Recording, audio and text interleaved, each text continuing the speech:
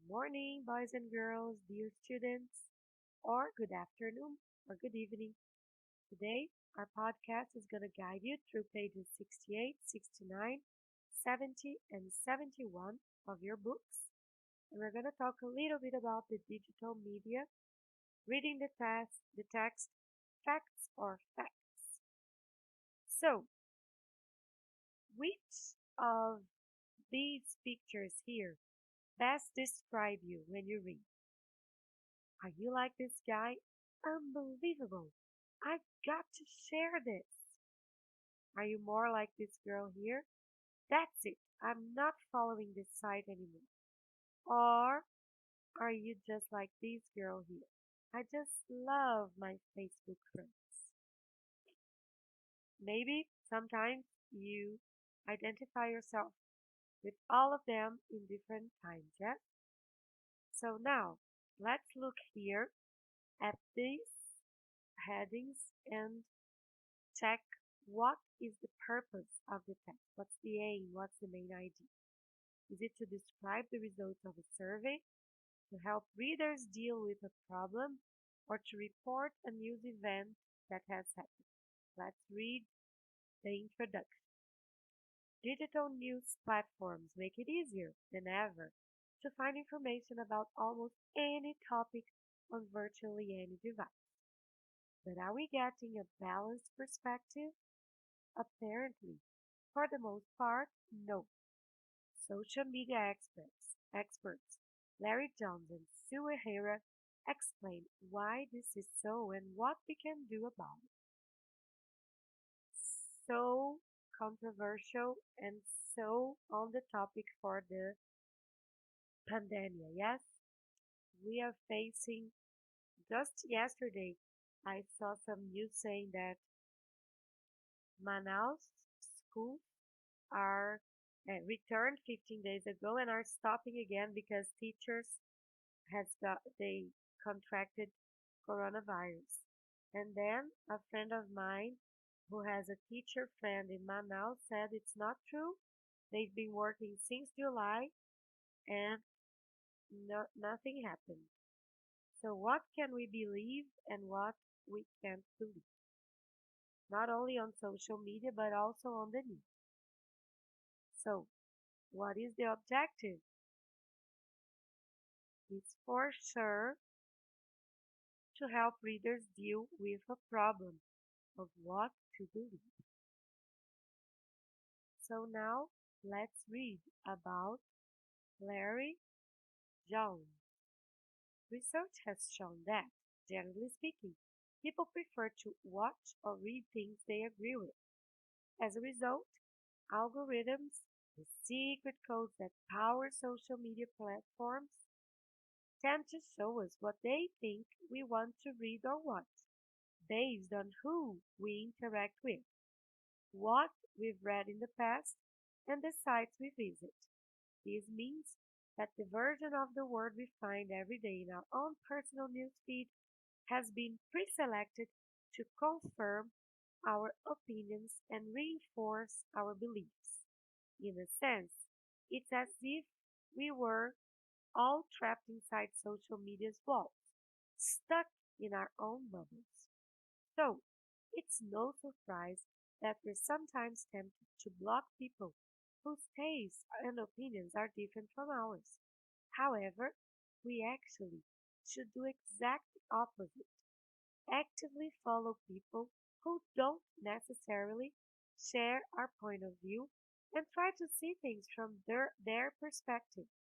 Not only is this a good exercise in empathy, it will also get algorithms confused and stop media platforms from flooding our newsfeed with ideas and opinions that are identical to ours. This is exactly what I do. I have friends who have completely different opinions, and then I can check different pieces of news on the same topic. Now, Sue O'Hara. In the newsfeed on your phone, most stories look believable, whether or not they come from a serious source. True, Some fake news sites are so bad they're easy to spot. Missing references, no authors' names, spelling and grammar mistakes. As a rule, though, it's easy to be deceived by misleading, one sided, or fake stories, which are sometimes read and watched even more widely than real stories. So here's what you should do so you don't get fooled. First, if you're reading or watching the news on an unknown site, check out other articles and videos the site has posted. On the whole, unknown sites may not be trustworthy, and you may need to look for a more reliable source so you can compare different news outlets that report the same piece of news. Second, when you're reading an article, be sure to read past the headline and also go beyond the opening paragraph, which are usually designed to sound convincing and may mislead you. Last but not least, please remember, if a news story sounds phony, don't share it because sharing fake news generally makes it so it go higher up in search result pages. This, ironically, will make even more people read or watch. So now let's check if sentence 1 or 2 best summarizes each person's main point. For Larry, social media platforms don't give us the opportunity to see things in different ways. We allow social media to spy on us. So, what is Larry's opinion?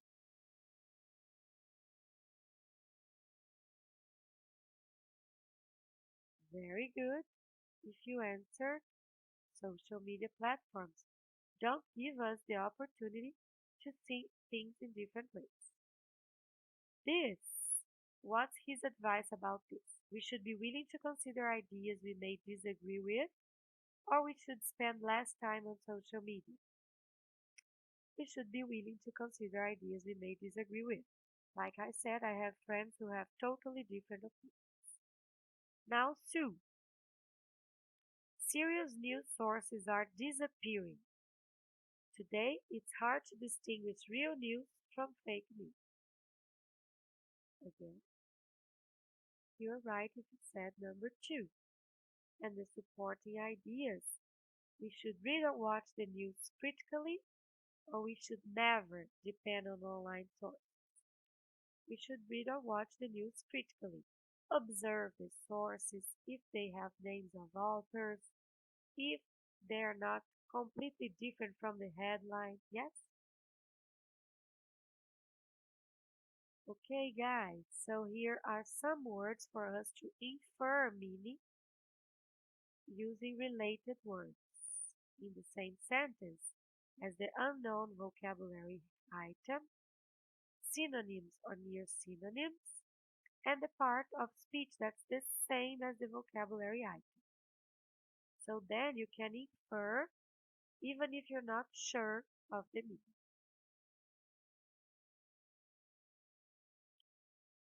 Now, after you read the text builder about generalizing, we can use the expressions in bold below to make generalizations. Generally speaking, on the whole, as a rule, for the most part. Let's complete the sentences here with the word. Are we getting a balanced perspective? Apparently, people prefer to watch or read things they agree with, though it's easy to be deceived by misleading one-sided or fake stories. Unknown sites may not be trustworthy.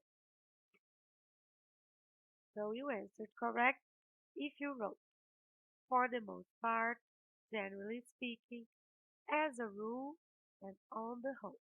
They are all kind of synonyms, but the structure of the sentences help us to see which one needs to be in each sentence.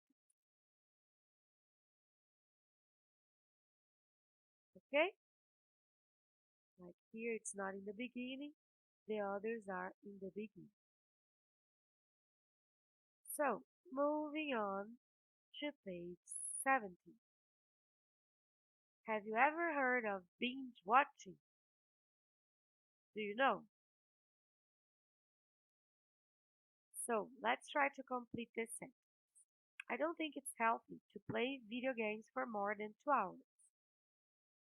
I don't think it's healthy to stop calling your friends just to use social media.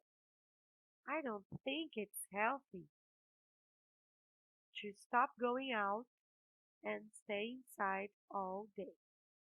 Now, during quarantine, it's what we have to do, but on the whole, it's not healthy. Yes? And then binge watching is another thing that's not healthy. Look at the picture and read the entry from an online encyclopedia, ignoring the blanks. How often do you binge watch? Binge watch. In 2013, Netflix did something no other media company had done before. Instead of showing only one episode of a series each week, they released the complete season. All blah blah blah. This allowed viewers to be of what, when, and how much TV they wanted to watch, which meant they could sit through a whole season of their favorite show for hours and hours. Interestingly, according to a recent survey, though, it seems that typical viewing marathons consist of 4 episodes. Still, that can be defined as binge watch. So let's complete the text with the expressions from the box. For sure, at once, in control, or on average. So number one, all at once. Very good. This allowed viewers to be in control. Super easy. It seems that typical viewing marathons consist, on average, of 4 episodes. And still that can be defined as binge watching for sure. Very good. On page 148, we have here the expressions that we saw in this activity now. For change, on average, for sure, at first, at least, on top of, in control, and for no reason. So what I want you guys to do is I want you to send me the answers of this exercise only on the postings on our platform so I can correct and say if you are correct. Okay? Just this one. Then we can listen to check. 8.6. 1, For no reason. 2, At first. 3, On top of. 4, At least. 5, For sure. 6, On average. 7, In control. 8. For a change. So guys, please write the answers from this exercise on the forum of our podcast, okay? Now we're going to listen to Anna and Fred talking about binge watch. And you're gonna tell me if Anna or Fred likes it and who dislikes it, and who changes his or her mind in the end. 8.7. So, are you still up for Saturday? Oh no, I forgot. But you know what? It's been a crazy week, and I guess I'm going to stay home to get some rest if it's okay. I think I'd like to have a quiet weekend just for a change. Besides, there's an old season of Black Mirror I'd like to watch. That's the British science fiction show, isn't it? Yeah, on the dangers of technology. So you mean you're going to watch the complete season? Absolutely. I love that show. When I finish an episode, I can't help watching the next one. Or the next two. It's like I'm out of control. Personally, I'm not into binge watching. Why not? I like to take my time between episodes, think about them, read the reviews, talk about the characters over coffee. Watching lots of different episodes, one after the other, feels a bit, superficial. I hadn't thought about that. Besides, waiting for a new episode is fun too. It makes me look forward to it even more. In fact, the anticipation is the best part. I see what you mean. And here's another problem. When you binge watch, you miss lots of important details. It's like watching a 12-hour movie and remembering a quarter of it. Uh-huh. And don't get me started on spoilers. Don't you hate it when you accidentally find out how an episode ends because people couldn't keep quiet on social media? Tell me about it. I'm sick and tired of reading spoilers. Yes, but it's 10 times worse if you binge watch a whole season of a show all at once on the day it's released and... You accidentally post a spoiler. Then someone else finds out how the whole season ends before it's even started. Exactly. Well, I think you might have convinced me. Maybe I'll just watch one episode. So does that mean you're joining us on Saturday? Okay, you win. So, who likes it? Anna seemed to like it, yes? And Fred dislikes it, but he ends up convincing her of stop doing that because it's good to talk about the episodes and not listen to everything. Now, guys, you can go back, listen and get again, and complete each sentence with one or two words. Okay? Go back and listen again to complete.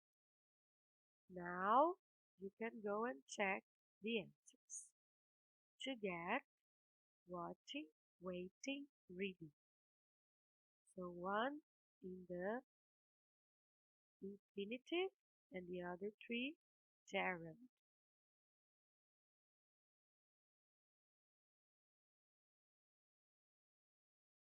Now, look at exercise 3B and see the rules here with the grammar box.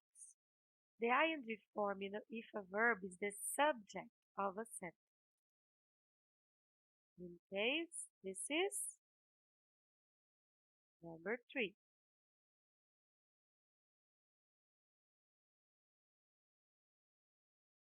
Ing form after an expression with a negative meaning. I can't help watching. Infinitive to give a reason. I'm going to stay home to get some rest. Ing form after a preposition. I'm sick and tired of reading spoilers. Okay? Here in the grammar box, you guys can read the rules. But the best is not just reading. The best is practicing. This example here is very interesting for you to remember the difference between stop for a second to check and, for example, stop checking. If I stop to check, I stop another action to do something. If I stop the action, I stop the action. Okay, so if I say, I stopped to talk to her. So I was doing something else and I stopped to talk to someone. If I say I stopped talking to her, is that I don't talk to her anymore. So it's interesting to see the difference between ing and infinitive. Let's try to do now exercise 6 with the correct form of the verbs in the box. Answer, eat, pick up, save, spend, and try. Okay? Binge texting. On average, I send and receive about 100 text messages per day. No matter where I am, if I get a new message, I can't help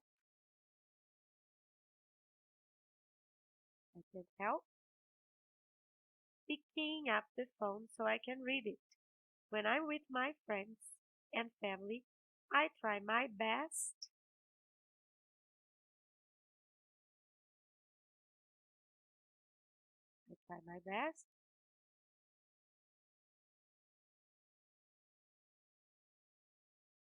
not to answer text messages though.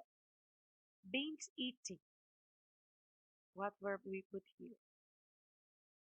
Eating a slice of cake every once in a while is normal. I know, but I eat at least 3 slices of banana cake every day.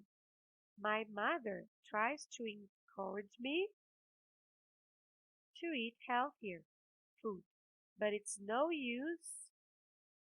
Very good. Trying to convince me to cut down on sugar. Life's too short. And binge shopping. I've always found it hard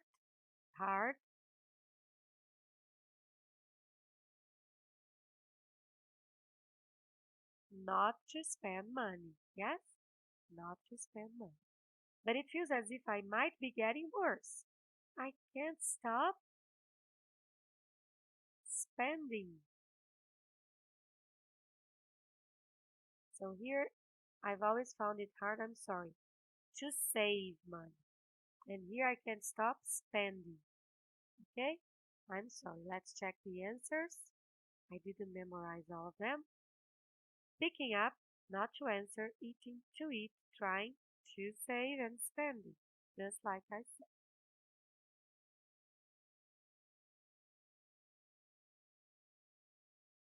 Very good now. Now you can rephrase the sentences from exercise 6a with the words below and say the habits that are true for you. I'm going to show you the answers just for you to have an idea. It's hard not to pick up the phone so I can read it. I avoid answering the text messages though. It's normal to eat a slice of cake every once in a while. My mother tries to make me eat healthier food. There's no point convincing me.